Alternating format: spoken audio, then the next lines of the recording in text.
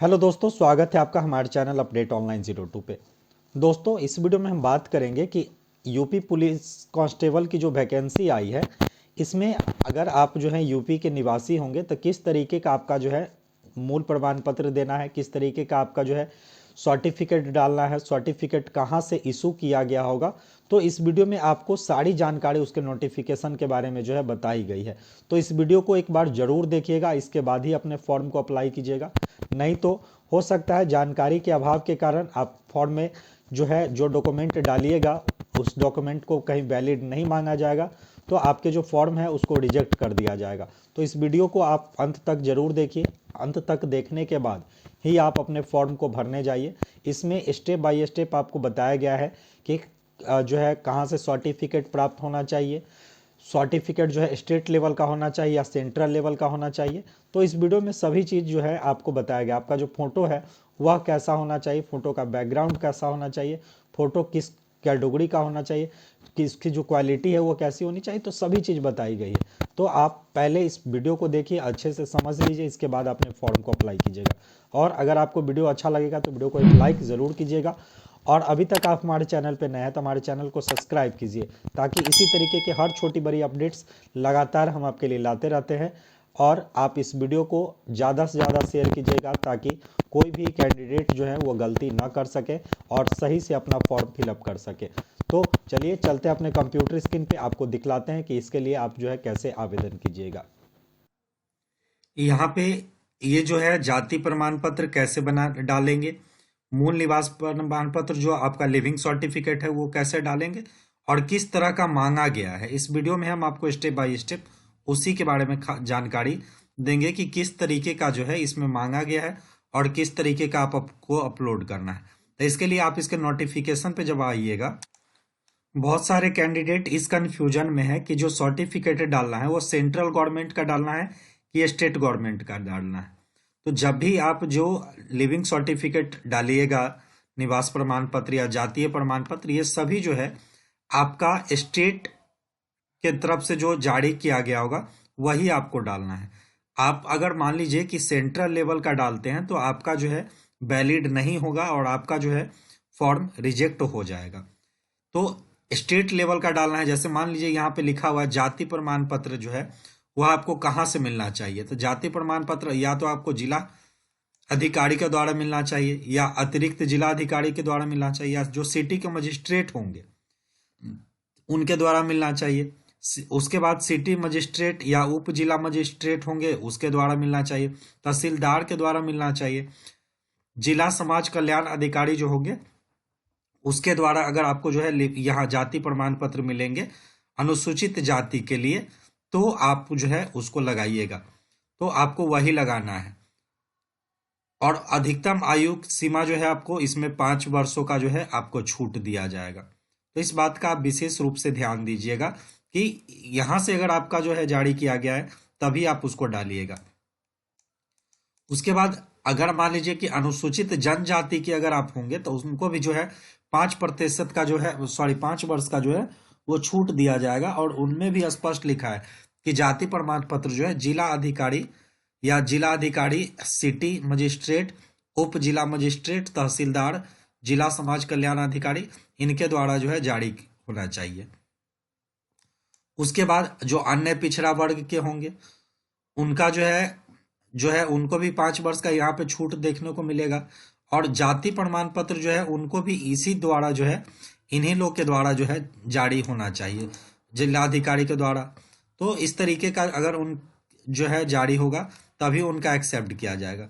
और जो लोग ईडब्ल्यूएस प्रमाण पत्र डालेंगे तो ईडब्ल्यूएस प्रमाण पत्र जो है वह जो है आपका शासन देश संख्या इतना, तो ये जो है ईडब्ल्यूएस वो भी आपको जो है जिलाधिकारी के द्वारा या सिटी मजिस्ट्रेट के द्वारा ही जारी होना चाहिए। आप जो है सेंट्रल लेवल का जो है मत लगा दीजिएगा, आपको स्टेट लेवल का ही सर्टिफिकेट लगाना है। इस बात का विशेष रूप से ध्यान दीजिएगा। तो आपका जो सर्टिफिकेट है वो कहाँ से बना होना चाहिए वो आपका क्लियर हो चुका होगा। अब कैंडिडेट के मन में एक ये भी क्वेश्चन बहुत आ रहे हैं कि जो हमारा सर्टिफिकेट है वो कब का बना होना चाहिए।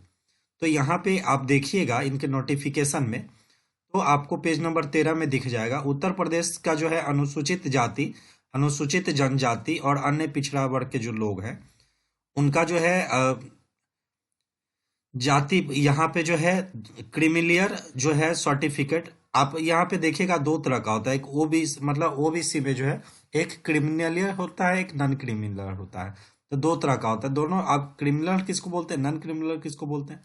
तो जिनका जो है ओबीसी में जो नॉन क्रिमिनल होंगे, जिनका 8 लाख से जो कम होगा इनकम, वो नॉन क्रिमिनल के अंदर में आएंगे। तो उनको जो है नॉन क्रिमिनल जो है तो उनका कब से होना चाहिए? तो 1 अप्रैल 2023 से जो है के बाद का बना होना चाहिए। किंतु इन अभ्यर्थी हेतु निर्धारित आवेदन करने की अंतिम तिथि तक का निर्धारण होना चाहिए। मतलब आपका जो है यहाँ पे 1 अप्रैल 2023 से जो है आपका जो है यहाँ पे क्रीमिलियर जो सर्टिफिकेट है वो आपका बना होना चाहिए। इस बात का आप ध्यान दीजिएगा। इससे पीछे जो है बना होगा तो हो सकता है, लेकिन कोशिश कीजिएगा कि जो डेट दिया गया है उसी डेट से के बाद वाला जो है आप डालिए। अगर अभी तक आप नहीं बनाया तो इसके लिए आप आवेदन भी करते हैं तो 1 हफ्ता के अंदर जो है आपका जो है ये बच जाता है। तो अगर आप चाहे तो अभी पहले भी बनाकर आप उसको जो है फिर से डाल सकते हैं। अब SC ST के बारे में जो है इस फॉर्म में नहीं दिया गया हो, तो SC ST वाले जो हैं वह भी कोशिश करें कि 1 अप्रैल 2023 के बाद वाला जो है वही डालने का। लेकिन जो OBC वाले हैं वह 1 अप्रैल 2023 के बाद वाला ही डालेंगे, उससे पहले वाला नहीं डालेंगे। और जो SC ST वाले हैं वह जो है इसके पहले वाला भी डाल सकते हैं, लेकिन कोशिश कीजिए आप कि 1 अप्रैल 2023 के बाद वाला ही डालें।